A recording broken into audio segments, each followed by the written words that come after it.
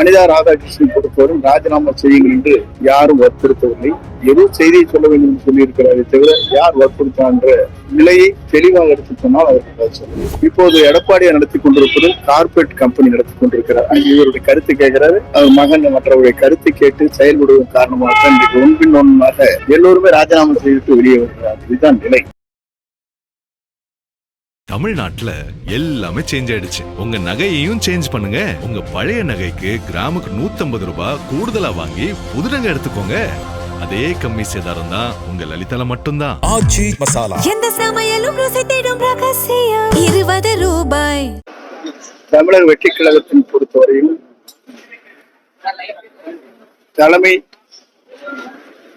சரியாக இருக்கிறது. தலைமை நேர்மையாக நடைபெற வேண்டும் என்ற நோக்கம் இருக்கிறது. அதைத்தான் நம்முடைய தமிழக முதலமைச்சர் தமிழக வெற்றி கழகத்தினுடைய வெற்றி தளபதி அவர்கள் அதைத்தான் சொல்லி வருகிறார். எல்லா நிகழ்ச்சிகளும் மாவட்ட ஆட்சித்தலைவர், அதே போல காவல்துறை மாவட்ட கண்காணிப்பாளருடைய நிகழ்ச்சிகள், வனத்துறையை சார்ந்திருக்கிற அந்த மாநாட்டில் கூட அதைத்தான் தெளிவாக எடுத்து சொல்லியிருக்கிறார்கள். அவருடைய கொள்கை லட்சியம் உயர்வானது. ராதாகிருஷ்ணன் தன்னை ராஜினாமா பண்ண சொன்னாங்கன்னு ஒரு பேடி கொடுத்திருக்கிறது அரசு ஆனதுக்கு அப்புறம். அதே போல காவல்துறை மிரட்டுறாங்க அப்படின்னா காவல்துறை தவறு செய்தவர்கள் மீது நடவடிக்கை எடுத்துக் கொண்டிருக்கிறது. இதை பொறுத்தவரையிலும் இதற்கு முன்னாலே வருவானு நம்முடைய மத்திய அரசினுடைய பிடி ஒவ்வொரு இல்லங்களிலும் சென்று ஆய்வு செய்து அதை பற்றி மாநில அரசுக்கு தொடர்பு கொண்டு ஏன் இவர்கள் மீது வெல்த் கேஸ் போடவில்லை என்பதுதான் நம்முடைய கோரிக்கையாக இருக்கிறதே தவிர வேறு ஒன்றுமில்லை. எங்களுக்கு தனிப்பட்ட முறையில் நம்முடைய முதலமைச்சரை பொறுத்தவரையும் சிறந்த ஆட்சி நடத்த வேண்டும் என்ற நோக்கம் தவறு வேறு ஒன்றுமில்லை. அதைத்தான் அவர் செய்து வருகிறார். அதே நேரத்தில் அனிதா ராதாகிருஷ்ணன் பொறுத்தவரை ராஜினாமா செய்யுங்கள் என்று யாரும் வற்புறுத்தவில்லை. ஏதோ செய்தியை சொல்ல வேண்டும் என்று சொல்லியிருக்கிறாரே தவிர யார் வற்புறுத்தான்ற நிலையை தெளிவாக எடுத்து சொன்னால் அதற்கு பதில் சொல்லுங்கள். ஆனா இப்போ எடப்பாடியார் என்ன சொல்லியிருக்காருன்னா, நடந்து முடிச்ச சட்டமன்ற தேர்தலில் தாவேக்காவை கணிக்க மறந்துட்டோம் அப்படின்னு சொல்லி அவர் மொத்தத்திலேயே அனைத்தும் கணிக்க வந்து விட்டார். அதுதான் நிலை. நேற்று நான் சொல்கிற போது ஒன்று தெளிவாக சொன்னேன். புரட்சித் தலைவர் எம்ஜிஆர் நடத்தியது இயக்கம் கட்சி, அம்மா நடத்தியது இயக்கம். இப்போது எடப்பாடியை நடத்தி கொண்டிருப்பது கார்பரேட் கம்பெனி நடத்தி கொண்டிருக்கிறார். இவருடைய கருத்து கேட்கிறாரு. அவர் மகன் மற்றவருடைய கருத்து கேட்டு செயல்படுவதன் காரணமாக இன்றைக்கு ஒன்பின் ஒன்றாக எல்லோருமே ராஜினாமா செய்துவிட்டு வெளியே வருகிறார். இதுதான் நிலை. தூய சக்தி என்று தன்னை சொல்லிக் கொண்ட தாவேகா ஊழல் சக்திகளையும் கலப்பட சக்தியா மாறிட்டு இருக்கு அப்படின்னு ஒரு விமர்சனம். கலப்பட சக்திங்கிறது ஒருவர் மீது தண்டனைக்கு உட்பட்டா அவளை சேர்த்துவது தவறு. வழக்கு போடுவது வேறு, தண்டனைக்கு உட்படுவது வேறு இருந்திருக்கிறது. எல்லோரு மீது வழக்கு போடலாம். தண்டனைக்கு உட்பட்டிருக்கிறார் என்பதை ஆய்வு செய்ய வேண்டும். சமூக வலைதளத்தில் விமர்சனம் இருக்கு. கடந்த முறை எய்ம்ஸ் கோவைக்கு வருமானு கேட்டு நீங்க வருவாய்த்துறையில இடம் இல்லை விமர்சனம். வருவாய்த்துறை தனியார் மருத்துவமனை சாதகம் பேசிட்டீங்க. சமூக வலைத்தளத்துல தனியார் மருத்துவமனைக்காக நான் பேசுவதில்லை. நான் என்றைக்குமே என்னுடைய மைத்தூருடைய மருத்துவமனை கோவை மெடிக்கல் சென்டர் எப்பவும் எங்களை ட்ரீட்மெண்ட் இல்ல ஐயா. அதுக்கு எதுக்கு என்ன எய்ம்ஸ் மருத்துவமனை எங்கே கொண்டு வர வேண்டும் என்று முதலமைச்சர் முடிவு செய்வார்.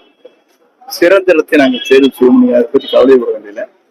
ஏர்போர்ட்டுக்கு எனக்கு இடம் தேடிட்டு இருக்கோம். ஒன்னும் 10 ஏக்கரை வாங்க முடியல, ஒன்னு 3 ஏக்கர் ஒரு இடத்துல வாங்கணும், ஒரு 7 ஏக்கரை வாங்கணும். இதற்கே நாங்க போராடி கொண்டிருக்கோம். உங்களுக்கு தெரியாதுன்றல. இன்று கோவையை பொறுத்தவரையும்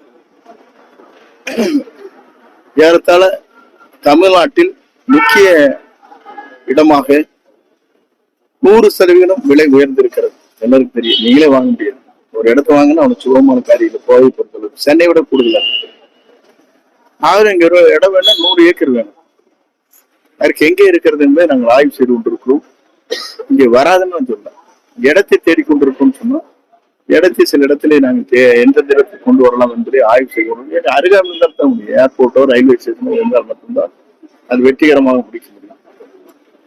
அது நேஷனல் ஹைவேஸ் இருக்க வேண்டும். இல்லை தேசிய நெடுஞ்சாலையில் இருந்தால் மட்டும்தான் போக்குவரத்து நெரிசல் இல்லாமல் அவர்களை அந்த எய்ட்ஸ் மருத்துவமனை கொண்டு வருகிற போது அது வளர்ச்சிக்கு உகந்ததாக இருக்கும்.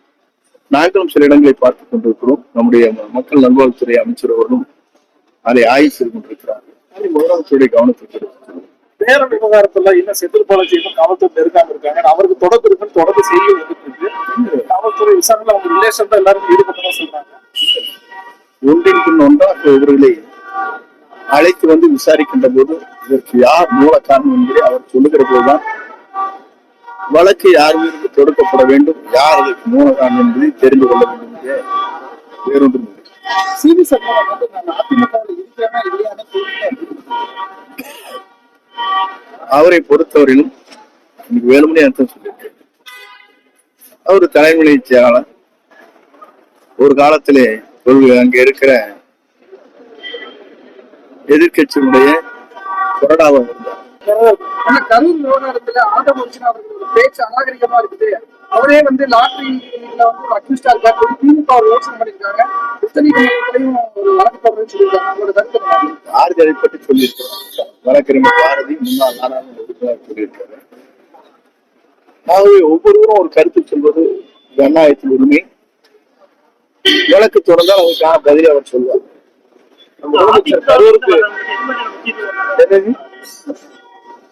எங்களை பொறுத்தவரையிலும் வருகின்றவர்களை எப்படி அரவணைத்து செல்வது, நம்பி வருகின்றவர்களுக்கு எப்படி நாம் நம்பிக்கை தருவது என்பது நம்முடைய தமிழக வெற்றி கணக்கு தலைவர் முதல்வர் முடிவு செய்வார்கள். யாருக்கான முடிவு மேற்கொள்ள இருக்கிறார். கரூர் சம்பவம் முடிந்து கரூர் விஜயபாஸ்கர் தாவேக்கால் இணைந்த பிறகு முதலமைச்சர் கரூருக்கு போகிறாரு அப்படின்னு நேற்று 54 நாள் தொடர்ந்து ஆளுநர் உரை, ஆட்சியில இருக்கிற நிதி நெருக்கடி, அதற்கு பிறகு மாவட்ட ஆட்சித்தலைவர், காவல்துறை மாவட்ட கண்காணிப்பாளர், அதே போல வனத்துறையை சார்ந்தவருடைய மாநாடு 2 நாட்கள் தொடர்ந்து இன்றைக்கு தொடர்ந்து ஆய்வு பணிகள் நடைபெற்று குறையின் வாரியாக இதற்கு அதற்கு ஒப்பிட முடியாது. நீங்க வந்தாலே ஒரு முதலமைச்சர் பொறுப்பேற்ற உடனே அடுத்த நிமிடம் அங்கே போகணுங்கிறது இல்லை. இப்ப நாளைக்கு வந்ததுக்கு அப்புறம் என்ன மாற்றங்கள் நீங்க தெரிஞ்சுக்கலாம். எதுக்காக போறாங்கிறது தெரியும். முதலமைச்சர் எதற்காக போறோம், அவருக்கு என்ன நன்மைகளை செய்ய போறோம் என்பதை பொறுத்து தான் பார்க்கிறது. அரசு பணி தர்றது உறுதியா சார்? அந்த உயிரிழந்த குடும்பத்துக்கு ஒரு அரசு பணி கொடுக்கறது பொறுத்திருந்து பாருங்க, நல்லதே நடக்கும். அரசு துறைகள்ல தொடர்ந்து லஞ்ச துறைகள் சோதனை நடத்திருக்காங்க. ஒரு துறை பொதுவாக தவறுகள் நடந்துவிடக் கூடாது என்பதிலே அவர் கண்காணித்து வருகிறார். ஆகவே ஒவ்வொரு துறையும் சரியாக இருக்கிறதா என்பதை ஆய்வு செய்வதற்கு நம்முடைய 2 துறைகள் இருக்கிறது. அது ஒன்று நம்முடைய அதிகப்படியான சொத்துக்களை சேர்ப்பதற்கு வெல்த் கேஸ் என்று சொல்வார்கள், அதற்கான ஒரு துறை. மற்ற துறைகள் எப்படி ஒவ்வொரு அதிகாரிகளும் இயங்குகிறார்கள், இந்த அரசு புதிய அரசு பொறுப்பேற்றதற்கு பிறகு செயல்பாடுகள் எப்படி இருக்கிறது என்பதை ஆய்வு செய்கின்ற துறையும் இருக்கிறது. 2 துறையும் முதலமைச்சருடைய நேரடி பார்வையில் இருக்கிற துறைகள். அரசு வழக்கறிஞர் பணியிடங்கள்லாம் அரசு தங்களுக்கு வேண்டியவங்களை பணியமர்த்ததுன்னு சொல்லி ஐநர் நாகேந்திரன் ஒரு விமர்சனத்தை வச்சிருக்காரு. இது அரசு வேலையை நம்பி இருக்கிற இளைஞர்களோட கனவை சிதைக்கிறாங்க. இதே நயனார் நாகேந்திரனுடைய பிஜேபி இருக்கின்ற அரசு பிஜேபியுடைய அங்கே மத்தியில ஆளுகிற போது இந்த மாநிலத்துல யார் நியமித்தார் என்பது நீங்க தெரிந்து கொள்ள வேண்டும். அவங்க லீகல் அட்வைஸ் போட்டாங்கல்ல, பிஜேபி சமூக ரயில்வே இருந்தாலும் மற்ற துறையாக இருந்தாலும் போட்டிருக்காங்க. அது யாரை போட்டிருக்கோம் பட்டியல அவர் பதிவிட்டு டாஸ்மாக் கொள்ளையில அதிக கவனம் செலுத்தி எல்லாம் பண்ணிட்டு இருக்காங்க. ஆனா கல்வி கொள்ளையில இது வரைக்கும் கவனம் செலுத்தாம தமிழ்ல சுமக்க காட்டுதுன்னு சொல்றாங்க. இல்ல கல்வித்துறை கட்டண கொள்ளை, அதாவது தனியார் கல்லூரி இல்ல தனியார் கல்லூரி பள்ளியை பொறுத்தவரையில் தெளிவாக ஒவ்வொரு அமைச்சரும் ஆய்வு செய்திருக்கிறார்கள். படிப்படியாக அதை நிறைவேற்ற வேண்டும், நிறைவேற்ற வேண்டும். ஆய்வு போடுங்க. மினிஸ்டர் அமைக்கப்பட்டது ஒரு 4ஆம் தேதி வர்றாரு. கல்வித்துறை அமைச்சர் வந்து பல்வேறு பணிகள் இருக்கு, உங்களுக்கு தெரியாது. ஆளுநரோடு சேர்ந்து எத்தனை துணைவேந்தர்கள், எத்தனை வந்து ரெஜிஸ்ட்ரார் நியமிக்கப்படணும் எல்லாம் காலியா இருக்கு. இது முதல்ல அது சரி பண்ணாதான் இங்க வந்து மற்றது சரி பண்ண முடியும். ஆகவே இதெல்லாம் நிறைய இடங்களில வந்து யூனிவர்சிட்டி பொறுத்தளவுக்கு வேக்கன்ட் நிறைய இருக்கு. இதை சரி செய்வதற்கு ஆளுநரோடு 2-3 முறை பேச்சுவார்த்தை நடைபெற்றுக் கொண்டிருக்கும் அறிவியல். ஆக இது முடிந்ததற்கு பிறகு எல்லாம் நல்லதான் நடக்கும். ஆனா தமிழக அரசு வந்து வருவாயில பொறுத்த வரைக்கும் டாஸ்மாக் மதுபானத்தை வந்து மிகவும் நம்பி இருந்த ஒரு காலகட்டம் இருக்கு. இன்னைக்கு வந்து டாஸ்மாக் மதுபான கடைகளுடைய எண்ணிக்கை குறைச்சிட்டாங்க, ஏற்கனவே கடைகளுடைய எண்ணிக்கை குறைச்சிருக்காங்க. அடுத்த வருவாய்க்கு என்ன? அதற்காக வந்து எங்கெங்கே லீக்கேஜ் இருக்கிறதோ அதெல்லாம் சரி செய்வார். என்னென்ன கூடுதலாக மதிப்பீடுகள் தயாரித்து டெண்டர் விடப்பட்டதெல்லாம் கண்டுபிடிச்சிருக்காங்க. நடவடிக்கை எடுக்கிற போது அதிலிருந்து வருவாய் ஈட்டுவதற்கு வாய்ப்பு இருக்கு. தனியார் பள்ளிகள்ல வந்து படிப்படியா தான் பண்ண முடியும் அப்படின்னு சொல்றீங்க. இல்ல படிப்படியா நான் சொல்லவே இல்லை, சொல்லாதே நீங்க சொல்லிட்டீங்களா, படிப்படியா பண்ணது இல்ல. இப்போ வந்து தனியார் கல்லூரிகள் பொறுத்தவரும் தனியார் பள்ளிகள் பொறுத்தவரும் நேர்மையான முறையில் ஆட்சி நடைபெற வேண்டும் நாம் கருதுகிறோம். எடுத்தெடுப்புல தடாரம் நடத்த முடியாது. நீங்க ஈக்குவலா இருக்காங்க, அவங்க ஓரளவுக்கு வந்து 30% இருக்காங்க.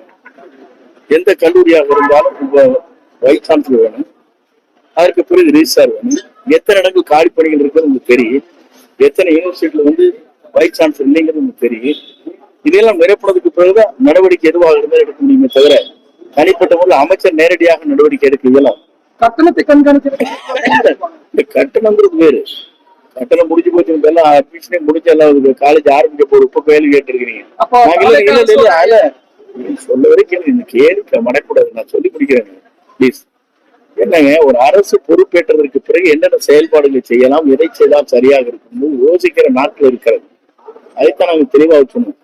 எங்களுக்கு ஒரு 6 மாத காலம் பொறுத்திருங்கள், என்னென்ன நடவடிக்கை நாங்கள் மேற்கொள்கிறோம் நீங்க பார்த்து தெரிந்து கொள்ளலாம் என்று முதலமைச்சர் சொல்லியிருக்காரு. இப்ப 55 நாள் ஆயிரும். அனுபவம் வாய்ந்து ஒருத்தப்பட்டு பண்ணிட முடியாது. நான் என் துறையை பார்க்கலாம், சில தவறுகள் நடைபெறுவது உடனடியாக அந்த இடத்துல மாற்றங்கள் செய்யப்பட்டு வருகிறது. இன்றைக்கு கூட வந்து பத்திரப்பதிவில் பதிவு செய்யறதுக்கு ஏறத்தாழ ஒரு 50,000 மக்களுக்கு இன்றைக்கு நேரடியாகவே பத்திரப்பதிவு செய்த உடனேயே அவர்களுக்கு வந்து ஆன்லைன் மூலமாக அவர்களுக்கு அந்த பத்திரப்பதிவு செய்ததற்கு பிறகு பட்டாக்கு உடனடியாக அதிலே சரி செய்யப்பட இருக்கிறது. ஆக இப்படிப்பட்ட ஒவ்வொரு நடவடிக்கை எடுக்கிற போது அந்த அலிகேஷன் பிறகு தமிழ்நாட்டுல எல்லாமே சேஞ்ச் ஆயிடுச்சு. உங்க நகையையும் சேஞ்ச் பண்ணுங்க. உங்க பழைய நகைக்கு கிராமுக்கு 150 ரூபாய் கூடுதலா வாங்கி புது நகை எடுத்துக்கோங்க. அதே கம்மி சேதாரம் தான் உங்க லலிதால மட்டும்தான். எந்த சமையலும் ருசி தேடும் ரகசியம் 20 ரூபாய்.